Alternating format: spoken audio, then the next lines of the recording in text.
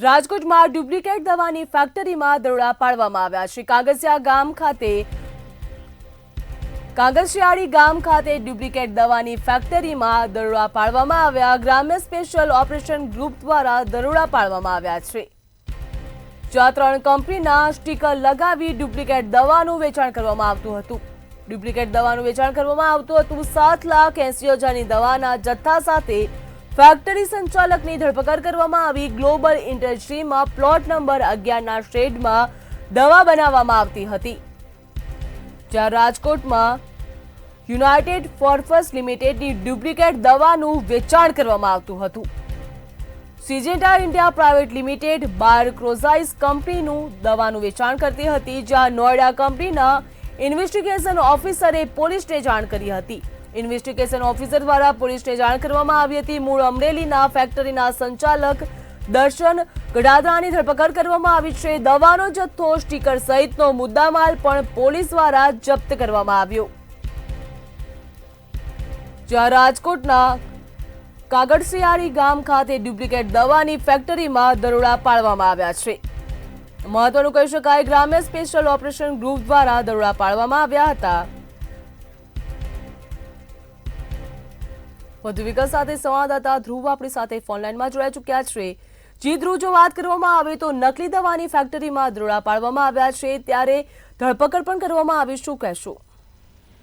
ચોક્કસથી રાષ્ટ્રીય વ્યાપી હાલ અત્યારે નકલી દવાનું જે કૌભાંડ છે તે ઝડપાયું હતું, અને ખાસ તો તેને જ લઈને રાજકોટ એસઓજી દ્વારા એક ઓપરેશન છે તે પૂરું પાડ્યું છે। 3 કંપનીના સ્ટીકર લગાવીને ખેડૂતોને ડુપ્લિકેટ દવા વેચાણ કરવાની જે ઘટના છે તે સામે આવી છે।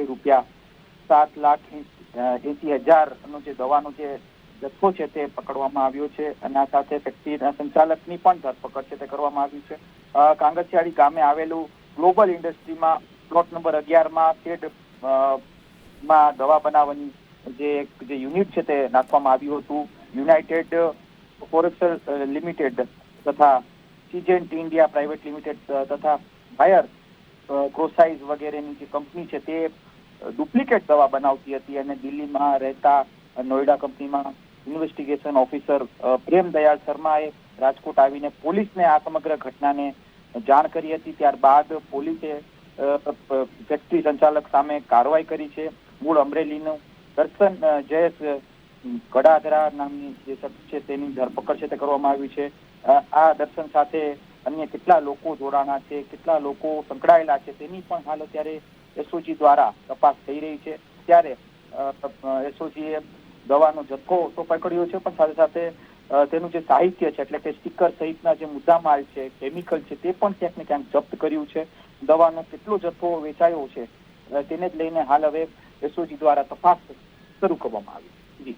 જી ધ્રુવ, સમગ્ર વિગત બદલ આપનો આભાર।